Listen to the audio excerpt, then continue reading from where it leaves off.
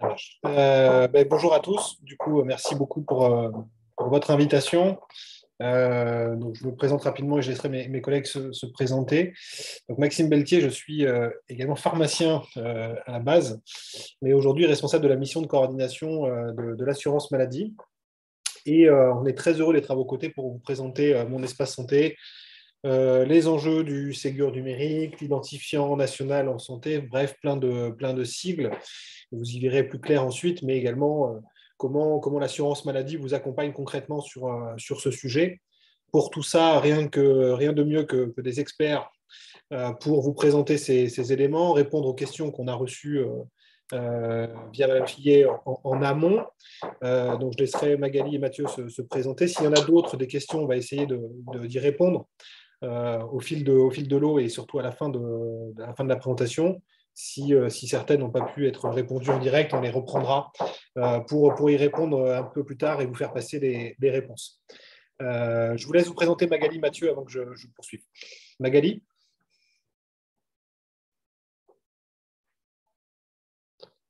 Ah, Mathieu. On- on Mathieu, entend- vas-y. Vous entendez Magali ou pas? Parce que moi, je ne l'entends pas. Non, je t'en prie, Mathieu, présente-toi. Alors, je me présente en attendant. Donc, bonjour, je m'appelle Mathieu Martinez.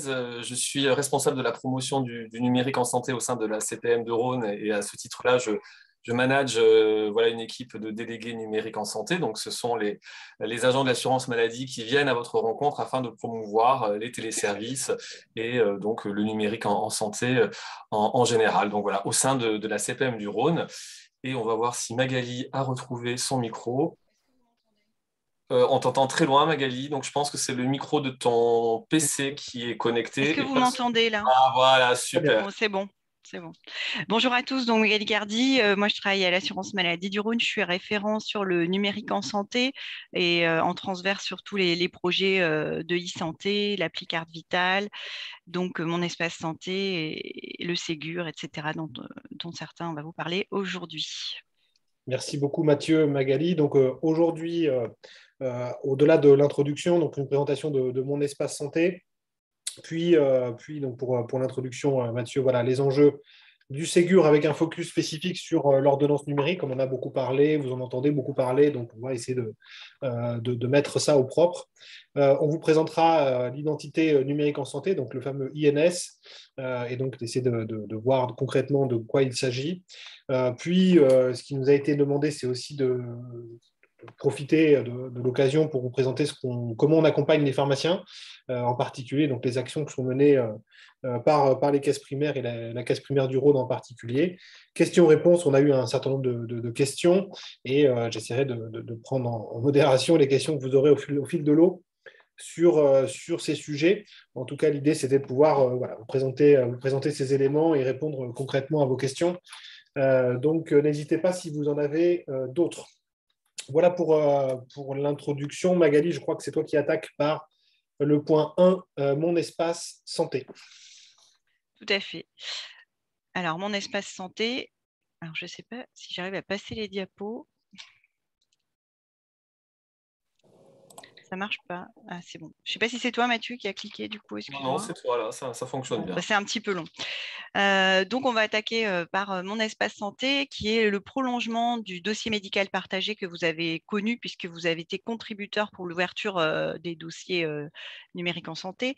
Donc, pourquoi un espace santé? Donc, pourquoi la création pour chacun des citoyens? Il y a la volonté pour les pouvoirs publics que chacun soit acteur de sa santé derrière cet outil, en étant muni donc d'un carnet de santé numérique, qui est un stock de documents sécurisés, qui simplifie la coordination des soins entre tous les acteurs de santé, qu'ils soient en ville ou à l'hôpital, et cela tout au long de la vie du patient et en tout point du territoire. Donc, on va rentrer un peu plus dans le détail. Vous voyez sur cette roue, en fait, que mon espace santé est composé de 4 grandes fonctionnalités, dont 2 sont en rouge. Donc, en rouge, c'est ce qui était le dossier médical partagé. Donc, c'est la brique historique. C'est le stock de documents de santé. Et puis, ce DMP, il a évolué puisque maintenant, il s'appelle Mon Espace Santé. Il s'est enrichi d'autres fonctionnalités que sont la messagerie de santé. On en parlera un petit peu plus loin, donc je vous dirai comment ça fonctionne. un catalogue de services également qui est venu s'ajouter il y a un mois de cela, avec des applications en santé assez diverses qui sont à la main du patient et qui sont facultatives. C'est-à-dire que c'est à lui de voir s'il a envie d'utiliser telle ou telle application. C'est vraiment optionnel. Et puis, la quatrième fonctionnalité qui est venue s'ajouter dans cet espace de santé, c'est un agenda qui sera effectif seulement en 2023 et dans lequel le patient pourra aller indiquer tous ses rendez-vous de santé. Je reviens un petit peu sur le dossier médical partagé, donc la brique historique qui est ici en rouge. Vous voyez qu'il y a deux petites barres du camembert qui sont en rouge, puisqu'on a le dossier médical historique, donc le stock, l'empilement de documents, et puis qui est venu s'ajouter une fonctionnalité qui s'appelle le profil médical, c'est-à-dire que le patient peut lui-même enrichir un certain nombre d'items sur sa santé, ses antécédents, ses vaccinations, etc., etc., tout ce qu'il voudrait porter à la connaissance des professionnels de santé qu'il va rencontrer. Donc voilà un petit peu comment ça s'organise désormais. Donc côté professionnel de santé, la facture que vous avez eue, voir avec la personne qui a réceptionné. Est-ce que vous pouvez couper les micros, s'il vous plaît, parce qu'on entend des personnes parler. Je m'en occupe. Merci. Il n'y a pas de... Nous, on n'a pas de relief. Donc, pour le côté professionnel de santé, que se passe-t-il quand mon espace santé est créé? Tous les professionnels de santé peuvent aller donc déposer des documents, que ce soit de tout type, que ce soit des ordonnances, des comptes rendus de biologie, des volets de synthèse médicale, des comptes rendus de radiologie, etc., etc.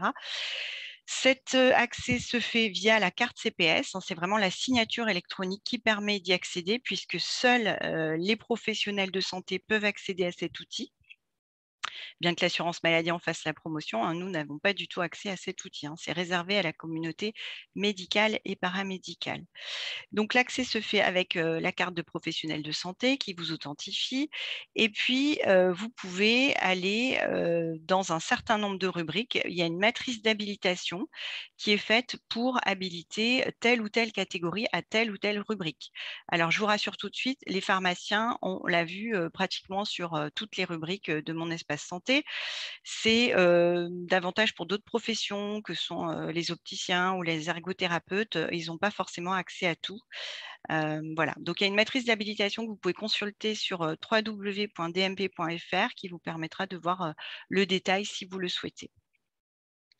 Donc, je vous disais que l'assurance maladie, nous n'avons pas accès au DMP. En revanche, nous pouvons donner des informations qui vont contribuer à la coordination des soins du patient.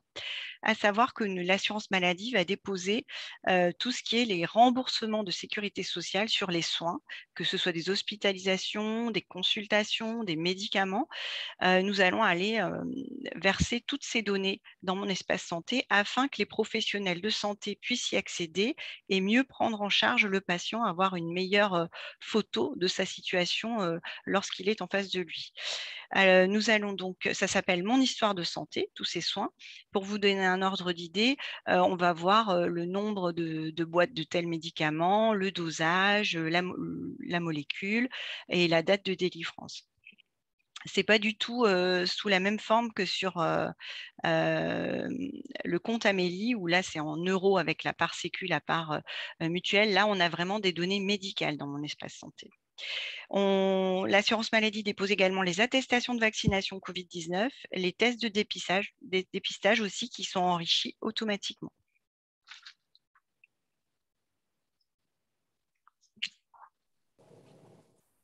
Côté patient, si la diapo passe, je suis désolée, c'est un petit peu long.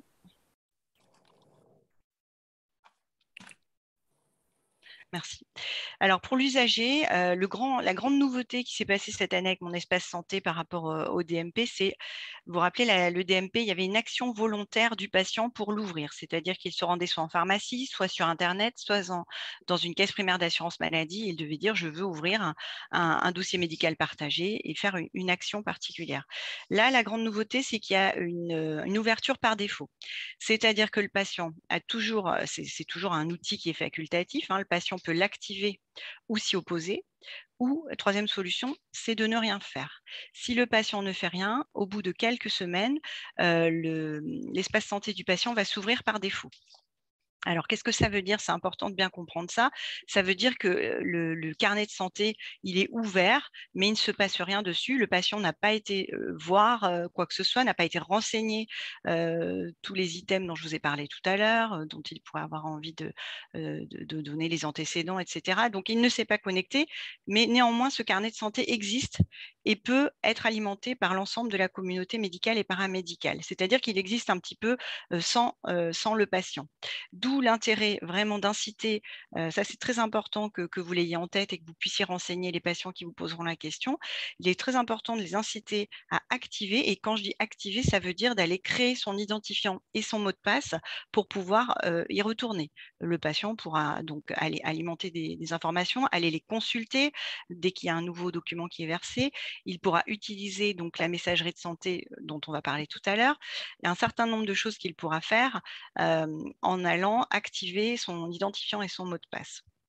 Donc ça, c'est la grande nouveauté, puisque du coup, avec cette ouverture un petit peu automatisée, on est à peu près 66 millions en France. Il y a un peu moins de 2% des patients qui se sont opposés à l'ouverture de cet espace de santé. Et donc, vous voyez qu'aujourd'hui, on va dire que tous les patients sont équipés. Ils ne peuvent pas forcément aller consulter parce qu'ils n'ont pas créé leur identifiant, mais en revanche, ils sont équipés d'un carnet de santé que vous pouvez donc alimenter à chaque fois que vous en aurez besoin. Ça, c'est vraiment la grande nouveauté. Je change de slide, Magali? Ouais, je veux bien. Ouais. Je ne sais pas pourquoi ça ne marche pas. C'est pas grave. Alors, comment l'usager est-il informé des actions qui sont réalisées sur son dossier médical partagé? Donc, il faut savoir que toutes les connexions sont tracées de manière exhaustive dans le temps et nominativement, ainsi que les rubriques qui ont été consultées. Donc, c'est-à-dire qu'il a une notification qui lui dit, voilà, tel professionnel est allé se connecter ou est allé alimenter telle rubrique de votre espace santé. Donc, vraiment, il est acteur de sa santé, il a la main, il est informé à tout moment, le patient. Dans 80% des cas, les usagers sont informés par email, par notification. Et si malheureusement, il n'y a pas d'adresse email qui a été configurée au départ, l'usager sera tout de même informé, mais par courrier postal cette fois-ci. Donc voilà, on va faire un petit zoom sur la messagerie de santé de mon espace santé. Donc la MS Santé, messagerie sécurisée en santé, vous connaissez déjà certainement tous cet outil puisque vous l'utilisez au quotidien pour échanger avec d'autres professionnels de santé. Et la nouveauté, c'est que désormais, cette même messagerie que vous utilisez, donc il n'y a aucun changement de votre côté, va pouvoir être utilisée à destination tant d'un autre professionnel de santé que vers un patient.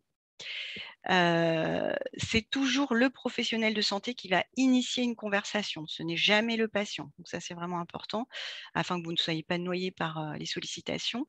C'est toujours également le professionnel de santé qui va pouvoir mettre fin à cette conversation avec le code qu'il faudra indiquer. Vous le voyez sur la diapo, c'est fin en majuscule à entourer de crochets. Hein, ce n'est pas des parenthèses, c'est des crochets. Donc c'est avec cette complétude que vous pourrez aller mettre fin à la conversation. Entre ces deux moments, donc l'initialisation de la conversation et quand vous y mettez fin, le patient peut bien sûr vous répondre. Ce qui est important de savoir, c'est que pour pouvoir écrire à un patient, ce sera toujours le même identifiant qui sera utilisé. C'est son matricule d'identifiant numérique de santé, national de santé, pardon, on va le voir après, @patient.mssanté.fr. Donc ça, c'est vraiment toujours le même adressage que vous utiliserez. Vous voyez un exemple sur la diapo. Donc, comment avoir cet identifiant? Il y a deux manières.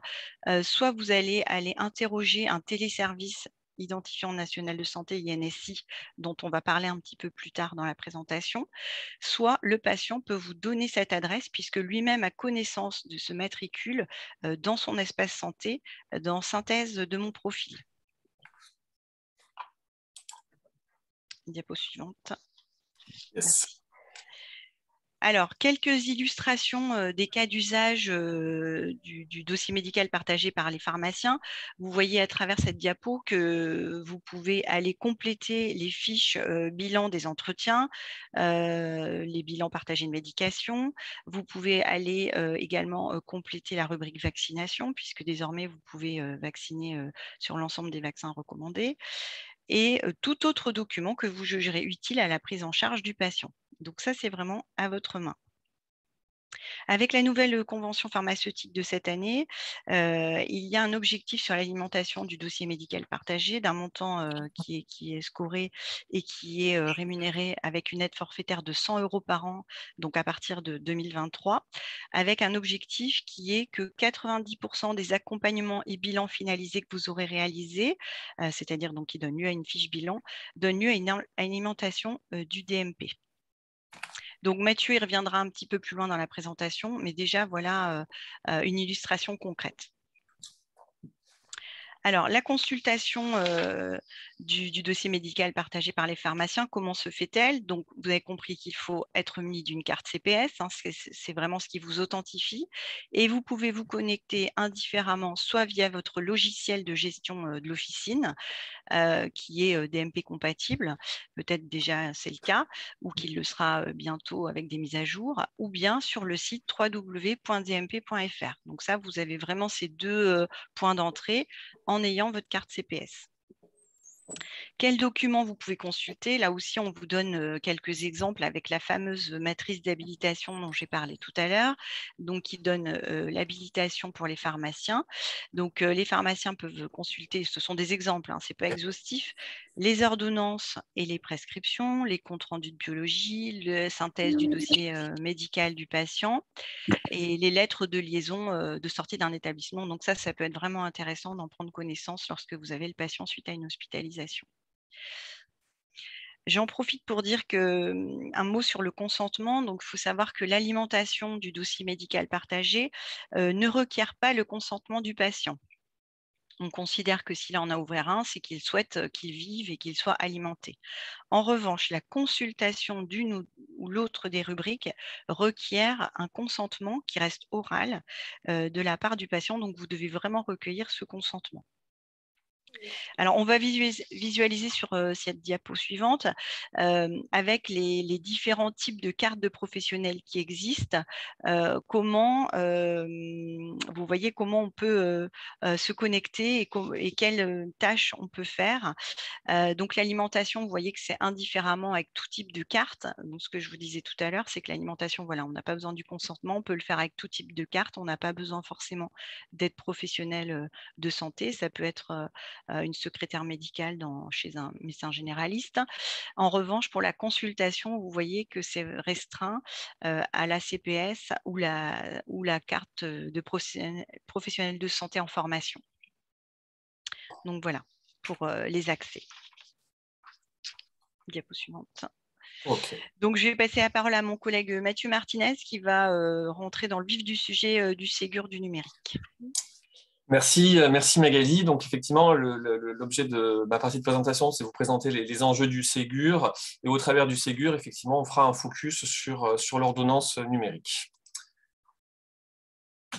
Alors, d'abord, le Ségur, c'est quoi? Donc, petite introduction. En fait, c'est un investissement massif, historique de 2 milliards d'euros, dont 1,4 milliard d'euros qui sont vraiment consacrés à la e-santé et pour le partage des données de santé. Donc, 1,4 milliard d'euros sur 3 ans. 600 millions d'euros qui sont également dédiés au secteur médico-social sur 5 ans. Et enfin, voilà, vous dire que c'est un financement qui est assuré à 100% par le plan de relance et de résilience européen. Sur la droite, en fait, qu'est-ce qu'on voit? En fait, on voit l'écosystème dans lequel, effectivement, vous êtes. Et là, ce qui est intéressant de voir, c'est que pour le Ségur, en fait, il y a plusieurs couloirs de financement qui correspondent finalement à plusieurs types de professions avec des particularités. Donc, il y a un couloir de financement de la médecine de ville qui aujourd'hui, effectivement, est déjà en place. Les médecins ont déjà procédé pour, en tout cas, une grande partie d'entre eux à leur commande Ségur, mais également un couloir pour la biologie dossier médical. Les paramédicaux, c'est à venir. L'imagerie également, c'est en cours. Les établissements médico-sociaux, les établissements de santé. Et effectivement, pour vous, le couloir vient d'être ouvert. Et donc, vous allez être effectivement invité à commander votre logiciel Ségur. Donc voilà, pour vous, ça se traduit concrètement comment? Donc en fait, déjà, c'est quoi le Ségur? C'est une prestation de mise à jour de votre logiciel de gestion de l'officine qui est pris en charge par l'État. Donc, quand on dit pris en charge par l'État, ce sont vraiment les nouvelles fonctionnalités qui vont découler de ce label Ségur. Et ça va donc de l'installation et également la formation par votre éditeur de logiciel. Le but, c'est quoi? C'est de transformer les pratiques numériques pour améliorer votre quotidien, mais également pour mieux prendre en charge vos patients. Et puis, comme déjà Magali Cardi vous l'a introduit tout à l'heure, c'est une manière simple également de vous rendre conforme aux obligations conventionnelles sur le numérique qui ont été introduites donc par votre nouvelle convention. Pour vous, en fait, il y a deux dates importantes à retenir en termes de démarche. Donc, la première échéance, c'est le 15 mars 2023. C'est l'échéance à laquelle vous devrez avoir commandé votre mise à jour Ségur auprès de votre éditeur de logiciel afin que cette mise à jour soit prise en charge par l'État. Ça ne veut pas dire que si vous commandez après, vous ne pourrez pas avoir votre version Ségur. Par contre, effectivement, l'histoire ne dit pas si votre éditeur vous la financera ou pas. Donc, on vous incite vivement, bien évidemment, à saisir cette opportunité dès aujourd'hui. Et la deuxième échéance, c'est le 28 avril. Donc là, c'est vraiment au 28 avril, votre éditeur aura dû installer votre logiciel Ségur, vous avoir formé, et enfin, donc lui, à ce moment-là, il pourra facturer directement l'installation à l'État. Donc voilà, vraiment deux dates à retenir, 15 mars, 28 avril. Quelles sont les avancées finalement qui sont attendues pour vous via cette mise à jour Ségur? Donc, comme vous l'avez vu, Mon Espace Santé intègre le dossier médical partagé ainsi que le catalogue de services associés. Demain, vous pourrez également utiliser ce logiciel via ProSanté Connect. Donc, ça veut dire peut-être demain l'utilisation de la ICPS. Le logiciel Ségur va vous apporter la fonctionnalité de l'ordonnance numérique. On fera un zoom tout à l'heure. Il y aura également la généralisation de l'INS, Magali vous en reparlera. La lecture également de l'appli Carte Vitale. Donc, dans la région, effectivement, nous sommes en expérimentation côté Rhône sur l'application Carte Vitale. Vous aurez accès à la messagerie sécurisée en santé, donc qui est étendue aux patients. Donc, une fois que vous aurez votre logiciel Ségur, vous pourrez consulter les documents de santé soit que vous avez reçu via messagerie, soit que vous pourrez également lire dans Mon Espace Santé. Vous allez pouvoir également vous connecter à votre logiciel via des certificats. Une évolution du dossier pharmaceutique est également en cours. Donc là, il y a des travaux, on ne pourra pas vous en dire plus aujourd'hui, mais en tout cas, voilà, on planche dessus. Vous allez également donc pouvoir produire des documents de santé. Donc on pense tout de suite à des bilans partagés de médication, comme l'a dit tout à l'heure Magali, mais également des comptes rendus, tout documents utiles que vous souhaiterez ajouter au dossier. Enfin, ce qui est hyper important, c'est la portabilité des données de santé Ségur d'un logiciel à un autre, effectivement, afin de pouvoir les récupérer. Et vous-même, vous allez pouvoir diffuser des documents de santé, soit vers un autre professionnel de santé, soit directement vers le patient. Donc, en fait, la rémunération sur objectif pour le développement du numérique en santé qui est intégrée dans votre convention intègre déjà des indicateurs en lien avec le Ségur. Donc, on va faire là un zoom peut-être sur deux indicateurs. Donc, l'indicateur numéro 2 qui est de disposer d'un logiciel référencé Ségur. Donc, ça entre en vigueur en 2023. C'est-à-dire qu'en 2023, pour pouvoir prétendre à cette rémunération, il faudra à tout prix avoir un logiciel Ségur. Et puis également, alors là, plus sur 2024, mais un objectif intermédiaire, on le verra après, c'est d'utiliser la e-prescription pour 70% des délivrances des prescriptions réalisées par un professionnel de santé exerçant en ville. Vous allez également avoir d'autres indicateurs. Magali l'a évoqué tout à l'heure. Donc, un sur l'usage, parce que vous savez que le DMP existe depuis très longtemps. Et vraiment, l'objectif du Ségur, c'est maintenant de favoriser les usages et de les massifier. Donc, c'est bien d'avoir un logiciel DMP compatible, c'est bien d'avoir une MSS. Mais maintenant, vraiment, l'idée, c'est de le mettre à profit dans la prise en charge du patient et de les utiliser. Donc, vous serez scoré si 90% des accompagnements et des bilans finalisés sont versés au DMP. Vous aurez également une prime si 5% des délivrances qui donnent mieux, si 5% des délivrances voilà, d'ordonnance donne lieu à un échange par mail avec un patient ou avec un professionnel de santé ou un établissement. Et enfin, l'utilisation de la e-prescription. Donc, en 2023, ce qu'on vous demandera, c'est que 35% des prescriptions qui sont exécutées via le processus le soient via le processus de e-prescription. À titre d'exemple, aujourd'hui, je peux vous dire qu'il y a déjà au moins 60 à 70% des médecins généralistes qui ont commandé un logiciel Ségur, donc qui vont avoir leur logiciel Ségur qui sera installé avant avril 2023. Donc voilà, vous aurez vraiment l'opportunité de les atteindre, hein, ce taux de 35%. Je tiens à vous rassurer tout de suite sur ce plan-là. Et puis il y a d'autres indicateurs, mais là qui sont vraiment de l'ordre de la convention, donc ce n'est pas tout à fait l'objet, mais on y reviendra sur l'accompagnement que proposent les CEPAM, mais sur l'utilisation de l'appli carte vitale, sur également la qualité de la facturation, également sur l'utilisation de la téléconsultation, si vous mettez en œuvre la téléconsultation au sein de votre officine, et puis des systèmes de pharmaciens correspondants pour les pharmacies qui seraient installées dans des AC ou des ZIP. Maintenant, je vais vous faire un focus sur l'ordonnance numérique. Donc, en fait, l'ordonnance numérique, c'est quoi? Ce n'est ni plus ni moins que la dématérialisation de l'ordonnance et du circuit également de prescription. Donc, en fait, ce dispositif, il s'appuie sur une base de données, et ça, c'est important pour vous, mais également peut-être pour les patients, hein, qui peuvent être un petit peu craintifs avec aujourd'hui l'enjeu de la sécurité des données. Donc, c'est une base de données qui est hébergée en France selon des standards de haute sécurité, et on l'appelle la base de e-prescription, puisque c'était le nom au départ qu'on donnait à l'ordonnance numérique, c'était la e-prescription. Donc, la base garde ce nom-là. Cette base, elle est accessible uniquement aux professionnels de santé, donc vraiment via carte professionnelle de santé. Donc là, c'est important également pour les patients. Il n'y a que un professionnel de santé habilité qui pourra accéder à ces données de prescription. Les données qui seront échangées au travers de l'ordonnance numérique seront structurées et codifiées à partir de référentiels. Ça va se matérialiser, donc l'ordonnance numérique, par un QR code qui va être apposé à l'ordonnance et qui véhicule l'identifiant unique de prescription. Donc ça, c'est important aussi parce que l'entrée pour aller rechercher une prescription, ça ne va pas être le numéro du prescripteur, ça ne va pas être le numéro de sécurité sociale du patient, ça va être un identifiant unique de prescription. En attendant que vraiment l'ordonnance numérique soit déployée pour tous les prescripteurs et tous les prescrits, l'ordonnance papier est conservée en attente.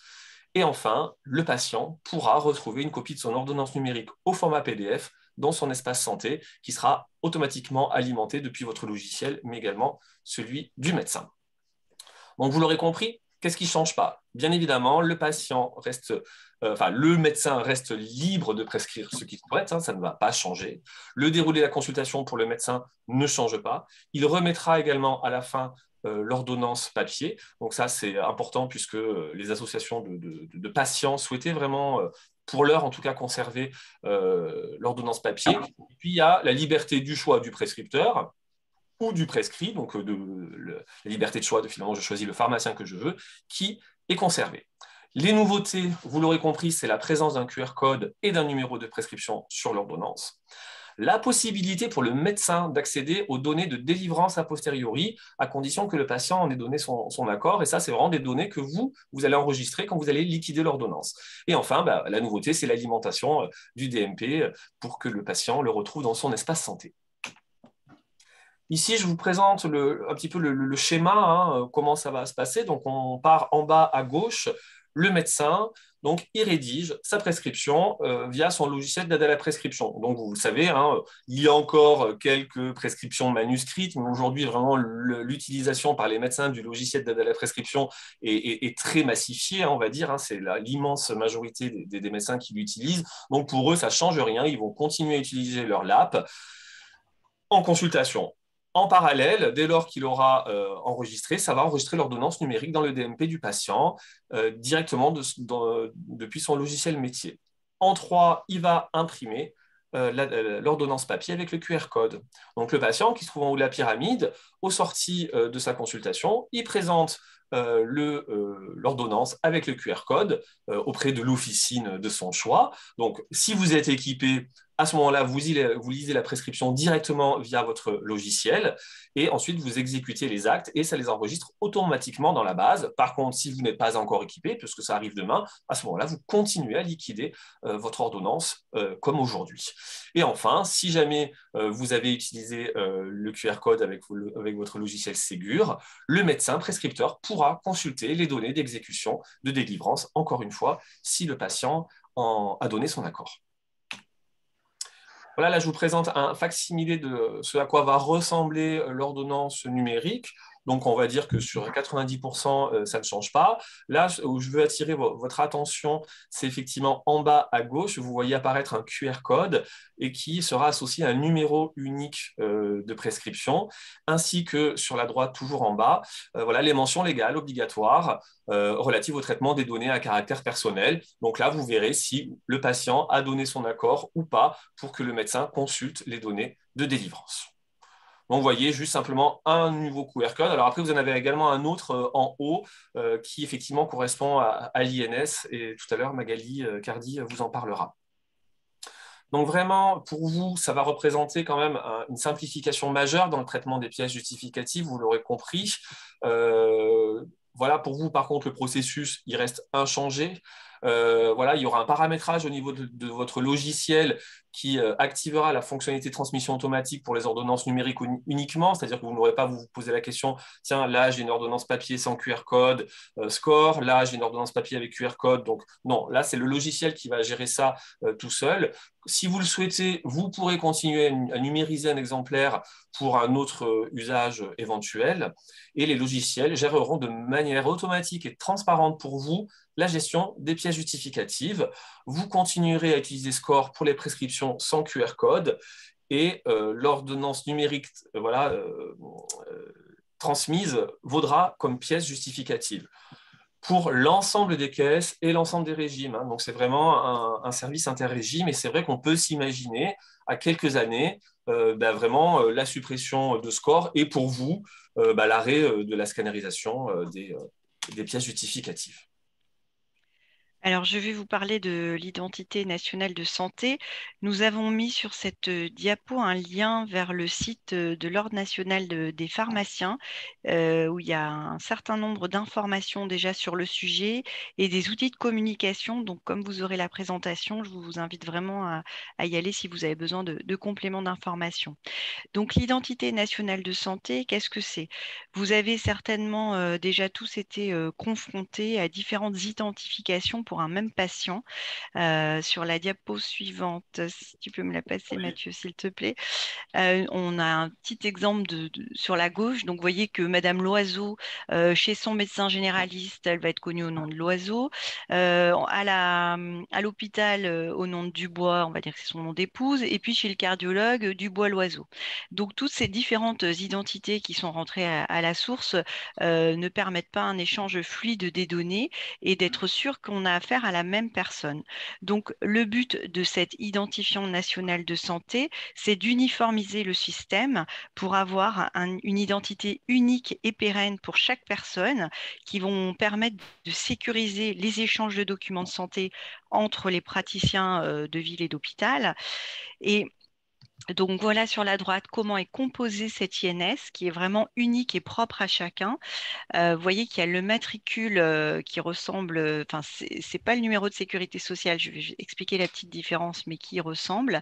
Il y a et 5 traits d'identité en plus de ce matricule qui sont le nom de naissance, le prénom, la date de naissance, le sexe et le code du lieu de naissance au sens de référence INSEE.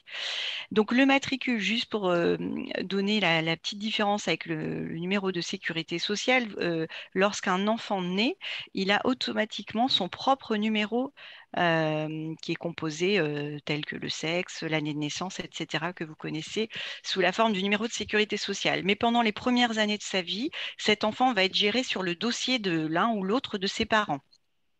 Et donc, pour tous les remboursements de sécurité sociale, ça va être fait sur le numéro de ses parents. Or là, le matriculé NS, c'est vraiment son numéro à lui, à l'enfant, dont il se servira certainement un jour lorsqu'il sera majeur ou indépendant dans la vie active.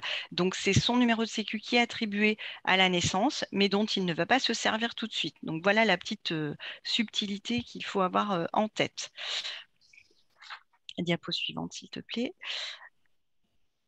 Donc, pourquoi utiliser l'identité nationale de santé?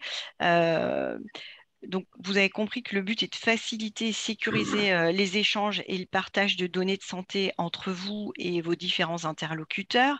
Ça va faciliter donc les échanges, ça va fiabiliser les identités de vos usagers en utilisant donc une identité de référence qui est vraiment unique à cette personne.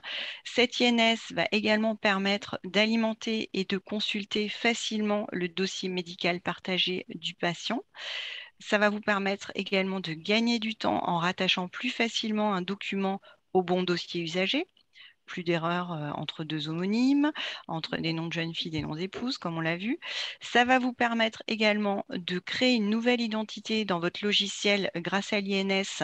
Vous allez créer ce nouveau patient dans votre logiciel. Et puis, d'échanger, cette INS va permettre, donc, comme on l'a vu tout à l'heure à travers la messagerie sécurisée en santé, d'échanger avec vos usagers en l'utilisant avec l'arobase ms.patient.fr, comme on l'a vu tout à l'heure. Donc, il va vous servir à beaucoup de choses, cette INS. Diapo suivante, s'il te plaît. Donc, pour comment gérer l'identité nationale de santé, je vais rappeler d'abord le cadre réglementaire et les conséquences de cette INS. Donc, le cadre réglementaire, il est prévu que depuis le 1er janvier 2021, toute donnée de santé devait être déjà référencée avec l'INS. Donc, on a laissé le temps de se mettre en ordre de marche. La conséquence qui va arriver assez rapidement, c'est qu'à partir du 1er janvier 2023, c'est un des exemples, mais il ne sera plus possible d'alimenter le DMP sans avoir l'INS du patient dans votre logiciel. Donc, c'est vraiment important de faire les démarches dès à présent si votre logiciel n'est pas encore avec la version permettant de gérer l'INS. Donc, comment vous y prendre ?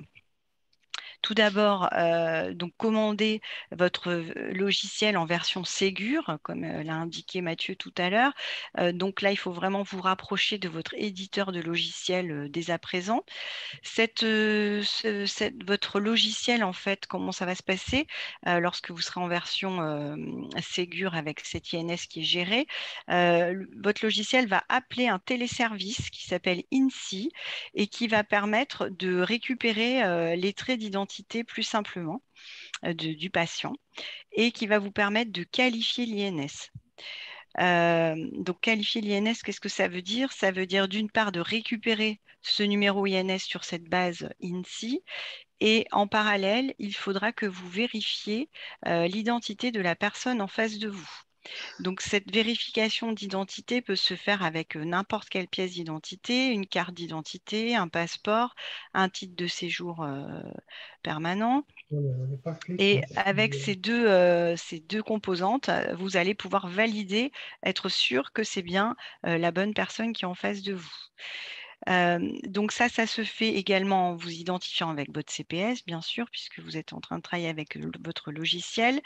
Et voilà comment ça va se passer. Donc, ce qui est important, c'est de bien comprendre comment ça fonctionne et à quoi ça sert, hein, on l'a vu sur la diapo précédente. Il y a un travail peut-être de communication au sein de votre pharmacie avec vos collaborateurs pour bien expliquer la démarche à faire et aussi d'informer les usagers puisqu'ils vont sûrement poser des questions par rapport à ça. Et pour ce faire, vous avez des kits de communication qui sont vraiment très bien faits, donc qui ont été relayés sur le site de l'Ordre des pharmaciens, le site de l'Ordre national des pharmaciens, mais également sur l'Agence du numérique en santé. Donc il y a des affichettes, ça peut aider à la communication au sein de l'officine. Donc ça, c'est une opération qui est réalisée au moins une fois, hein. Il n'y a pas besoin, à chaque fois que le patient va venir dans votre pharmacie, d'aller refaire cette opération. Vous qualifiez son INS une fois pour toutes lors d'une première prise en charge. Merci Magali. Et enfin, comment vous allez être accompagné en fait dans finalement cette acquisition du Ségur, comment vous allez être accompagné également sur les usages. Donc, il y a plusieurs interlocuteurs. Alors, bien évidemment, nous, on vous accompagne. Les CEPAM vont vous accompagner. Donc, aujourd'hui, effectivement, il est demandé à l'ensemble des CEPAM et aux délégués numériques en santé, donc c'est le nouveau nom. Avant, c'était les conseillers informatiques services.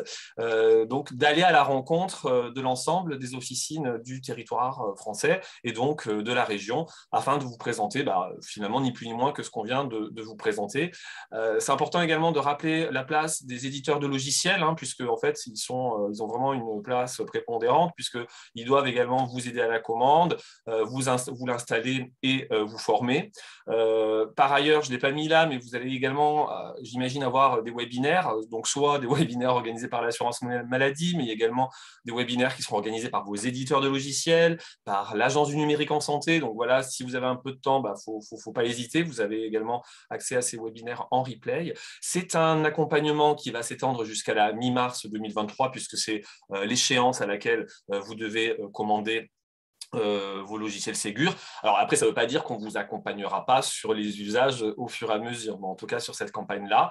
Et puis bien évidemment, si vous avez une interrogation, à tout moment, vous pouvez nous contacter. Donc soit en utilisant le portail Amélie Pro, soit en vous rendant sur amélie.fr, pharmacien, rubrique contact, où là, normalement, vous avez l'adresse des DNS de votre département. Vous pouvez appeler également le 36 08, qui est la ligne qui est dédiée aux professionnels de santé afin d'avoir un rendez-vous. Voilà ce qu'on pouvait vous dire. Alors après, au niveau des questions... Merci beaucoup Mathieu et Magali. Sur les questions, on a essayé d'y répondre un peu au fur et à mesure. Il en restait une, Magali, je ne sais pas si dans les éléments, c'est en particulier comment on fait si on voit une différence dans les prénoms. J'imagine que c'est la qualification de l'INS à ce moment-là. S'il y a une différence du coup dans la validation. Oui, j'ai en train de voir. Alors, Ouais. je ne vais pas avoir la réponse, Non, ça, je vais sachant regarder. que... Ouais, je suis désolée. Alors peut-être, en tout cas, ça Alors, dépend. C'est si jamais vous constatez, par exemple, je peux vous apporter quelques éléments de réponse. En fait, si le patient dit que l'information qui est véhiculée par l'INS n'est pas la bonne, parce que vous pourrez avoir des divergences entre ce que vous avez dans votre logiciel et l'INS, parce que bien évidemment, le logiciel, vous l'avez rempli vous-même, soit avec les données de la carte vitale, soit avec les données d'ADRI, soit manuellement, et à ce moment-là, peut-être que la patiente ne vous a pas donné son nom de jeune fille ou son deuxième prénom, peu importe. Donc, si la divergence, en fait, si c'est la base de l'INSI qui n'est pas bonne, à ce moment-là, il faut qu'ils viennent nous voir, il faut qu'ils contactent l'assurance maladie afin que nous, on procède à cette modification. Par contre, si effectivement, c'est votre base qui n'est pas bonne, entre guillemets, à ce moment-là, vous n'aurez qu'à simplement récupérer les données de l'INSI afin de rétablir le dossier. Merci Mathieu. C'était, je ne sais pas si vous m'entendez. Vous m'entendez? On vous entend. Oui. Oui, j'ai commencé parce que c'est vrai qu'on nous a interpellé, Marilyn du groupement nous a dit de commencer effectivement bien en amont pour être un petit peu opérationnel sur 2023. Donc, j'ai commencé à en qualifier des INS et je m'aperçois que souvent dans les prénoms, eh bien, ce n'est pas les bons prénoms, des prénoms avec des tirets, des Anne-Marie. En fait, là, c'est au niveau de l'INS, c'est marqué Anne et pas Anne-Marie. Vous voyez, c'est ce genre d'erreur, jamais sur les noms de famille, mais plutôt sur les prénoms. Sur des prénoms composés. Sur les prénoms composés. Donc, je ne savais pas si ça avait de l'importance ou pas. Alors, c'est vrai que je leur ai demandé de prendre contact avec vous. Le souci, si vous voulez, c'est que maintenant, prendre contact avec vous, des gens qui n'ont pas le numérique, c'est quasiment impossible. Des personnes âgées qui manient pas, qui n'ont pas d'espace Amélie, etc. Donc, c'est un petit peu compliqué. Donc, dans ce cas-là, je ne sais pas trop quoi faire. Voilà, c'était tout. Elles peuvent nous contacter par téléphone également. Ça nous fait des rendez-vous téléphoniques. Mais c'est important, ces prénoms, c'est important.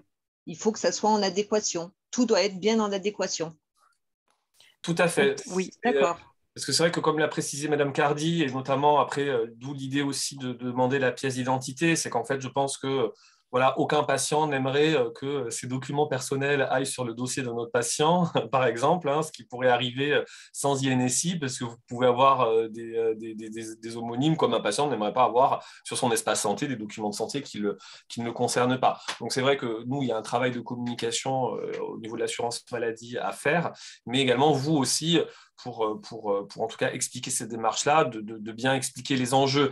Après, finalement, que sur votre dossier pharmaceutique, enfin de votre logiciel, il y ait un deuxième prénom qui apparaisse, qui est dans l'INSI et qui n'est pas forcément dans la carte vitale, ce n'est pas, à mon avis, très important, parce qu'on ne va pas changer l'identité. En fait, ce qui est important, c'est que votre logiciel soit conforme avec l'INSI. Par contre, si effectivement, à un moment donné, la personne vous dit bah non, mais je me suis toujours appelé Anne et jamais Marie, bon, bah là, il y a un problème, il faut vraiment contacter l'assurance maladie. Oui, un problème d'état civil, mais de manière générale, c'est pas grave si le prénom est pas différent. C'est surtout ça qui compte. Donc, l'idée, c'est de pouvoir le qualifier une fois pour sécuriser le système.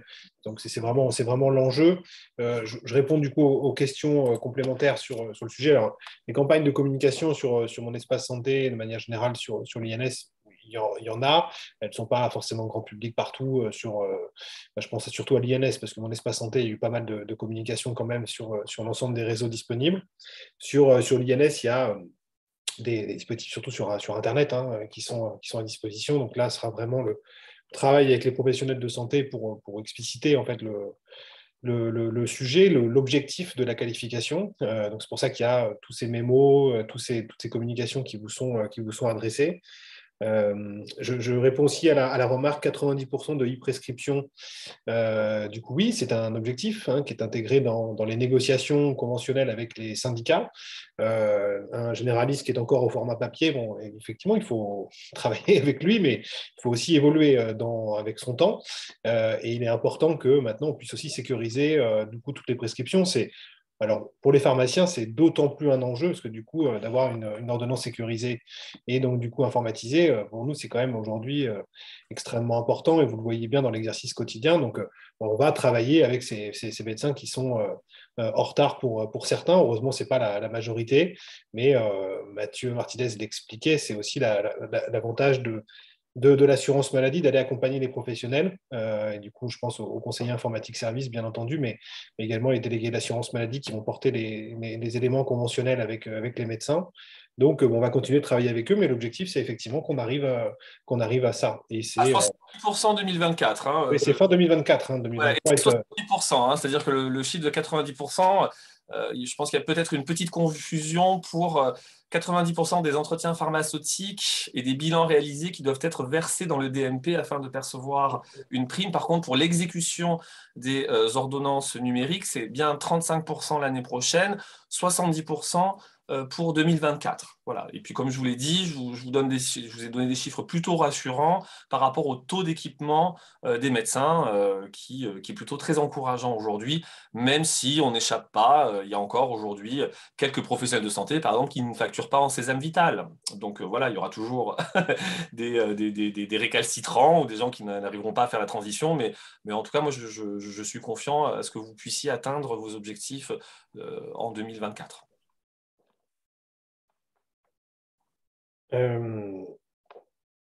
Oui, voilà. Magali a répondu à la dernière question qui restait. A priori, Madame Figuier, on n'a pas d'autres questions. On a répondu au fur et à mesure au questionnement. Et dans les questions qui nous avaient été envoyées en amont, il y avait comment se procurer des brochures pour mon espace santé, si je ne dis pas de bêtises. Donc ça, c'est auprès de la caisse primaire du département où la pharmacie est implantée. Donc ça, on peut vous en fournir. Vous en avez en stock des professionnels de santé. Oui. Vous en avez en stock, c'est sûr? Oui. Ok. Oui. Donc si on pourrait... Est-ce que je pourrais faire le point avec mes pharmaciens qui veut des brochures? Donc, les brochures, c'est pour indiquer aux patients de se connecter sur l'espace santé. Oui, c'est la brochure, je crois qu'elle est... Non, elle n'est pas derrière moi. C'est un petit flyer comme ça, là. Donc, sur 2 pages, je ne sais pas si vous l'avez déjà vu, qui explique toutes les généralités sur l'outil, à quoi ça sert, comment stocker, voilà, qui est fait pour les patients. Oui. Donc, à la rigueur, je peux faire le point avec mes pharmaciens voir ceux qui sont intéressés, vous envoyer avec l'adresse des pharmacies. Oui, puis on dispatchera par département. Si vous... Ouais, vous nous direz quels sont les besoins. Effectivement, on a fourni un certain nombre de flyers à l'ARS, j'ai vu votre échange, mais du coup, pas particulier pour les établissements de santé. Donc, sur la partie professionnels libéraux, on a conservé quelques stocks. Oui. Donc, au besoin. Bon, super. Voilà, j'espère en tout cas que les collègues ont pu répondre à vos questions, en tout cas ce qui nous avait été demandé. On vous renverra le support, hein, donc vous pourrez effectivement le transmettre, ainsi que j'ai noté l'enregistrement. Donc voilà, c'était enregistré, donc on va pouvoir vous donner ces éléments. Et surtout après, n'hésitez pas, je pense que Magali et Mathieu, tout comme moi, seront ravis de pouvoir répondre aussi à certaines de vos questions. L'idée, voilà, vraiment pour l'assurance maladie, c'est de vous aider, hein, de vous accompagner. Vous voyez ce temps qu'on a ensemble.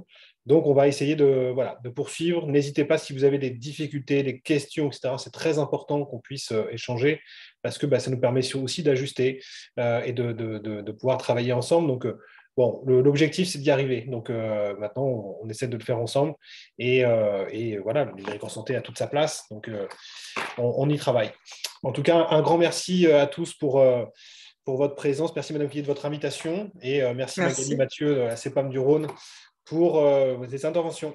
Et bonne journée à tous. Bon courage, bon appétit. Merci, bonne journée, au revoir. Au revoir. Au revoir.